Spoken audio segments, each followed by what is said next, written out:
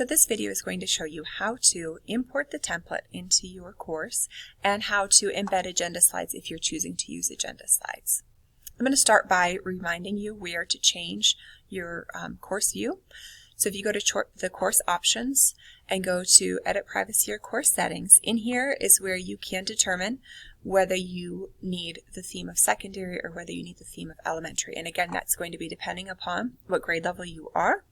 If you're using the secondary theme, then we do want your students landing on the materials page rather than the updates page, okay?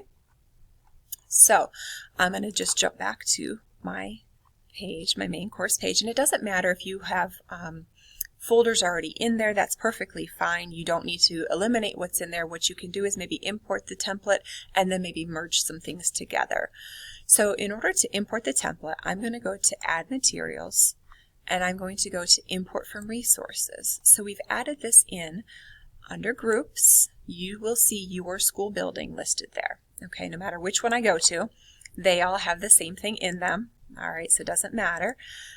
And what I would encourage you to do is actually open up that folder. So click on the name of the folder and then check off the folders that you want to include, all three of those folders. Okay, so I'm going to go ahead and import, and it'll tell you, like, it'll ask for you to confirm. Are you sure? There's a lot of items that it's importing.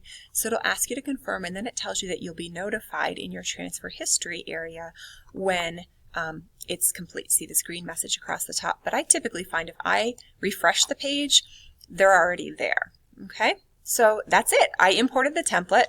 I have my class information, old work, and future weeks. There's just a few more steps of things that I need to do. So I'm going to go ahead and click on class information because I do need to update my Google Meet information. When you import this in, it's going to have this generic enter your code here. So you'll click your edit icon over here, and then you're just going to simply replace that with whatever your code is. And you can feel free to change colors, change sizes, whatever you want to do to make it look better for you and for your students, feel free to do that, okay? You can add anything else on this page that you want to. Make it your own and make it be useful for your families as far as any extra information that you want to share. I can get back by clicking on the breadcrumb trail up top or just simply by hitting this back arrow here. Okay, it's going to take me back one step. So class information is done. Old work, there's nothing that I need to do as far as that. I will be moving weekly folders into the old work folder as we go on. All right, there's nothing in there now, you can see. But what I do need to do is these future week folders, I want to hide them. I don't want them published for my students to see. So I'm going to click on my settings here and I'm going to unpublish them. It's going to have you confirm that you want to unpublish, and this takes a little bit because there's a lot of folders inside of there for it to unpublish. But that's it. That's all that you would need to do for importing your template. At this point, you're ready to move on to kind of setting things up for the first week that you're going to be using this.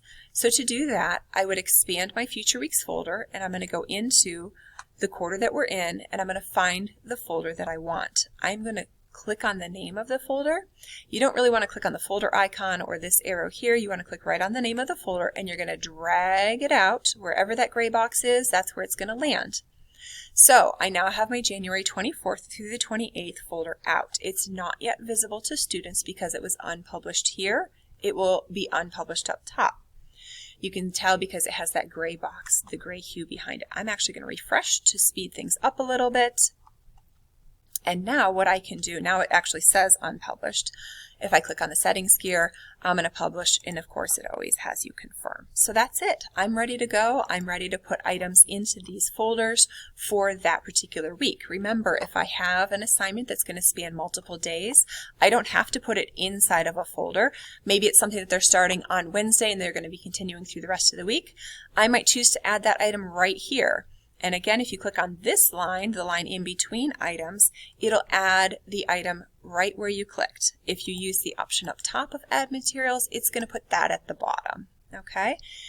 Now, if I want to put in an agenda slide, so if you're one of the teachers who thinks the agenda slide is helpful for your students, I'm going to go ahead and click on the line up above Monday because I want my agenda slide to be the first thing that my students see when they come into that week's folder. I want my students to view this, not really necessarily do anything with it, so I'm going to click Add Page. And I'm going to just simply title this one Agenda You can call it whatever you'd like. You can put extra information in here, extra directions. I use the Insert Content button in order to pull in from my Google Drive Resource app. So Insert Content, then Google Drive Resource app. I am going to search for Elementary Agenda. You're going to want to know what you title them because it's not easy to search through this box when you're importing items. So always search it by name. You can check off the box and import the embed from here, or you can, from the settings here on the far right, import the embed from there, either way. And what it does is it puts this yellow box, it's a placeholder in there that shows you this is where your agenda is going to be. It always puts a space up at the top, so I like to delete that out. If you want to adjust the size of it, you can click once on it and then use this icon here, and you can adjust the dimensions of it. So I like it to be just a little bit bigger. Because we've constrained the proportions, it's automatically going to adjust the height of it for me as well once I adjust the width. And I'm just going to insert, and now it's going to be just slightly bigger. The other thing that I want to do is this is not, right now it is set to open up on a new page. I would have to click on it in order for my students, or the students would have to click on it in order to see the agenda. I don't want it displayed on a new page, so I'm going to click on that icon so that it will display in line, meaning it's going to be right on that particular page. Okay.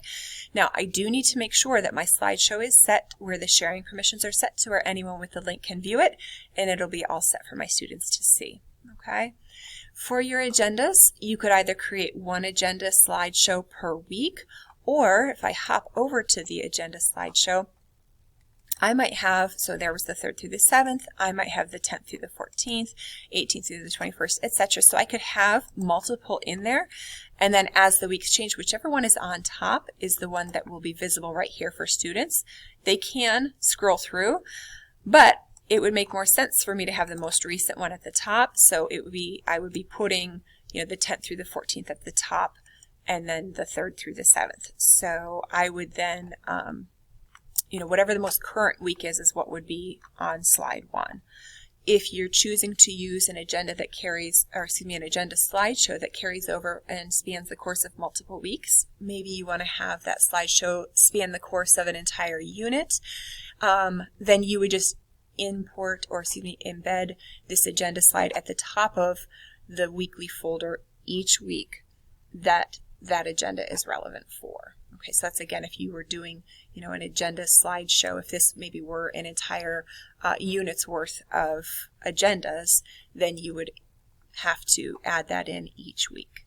Okay, so that's how we add in our template, and that's how we can put in an agenda slide if you choose to do that. If you want any help with getting yours set up, you know how to reach me. I would be glad to help.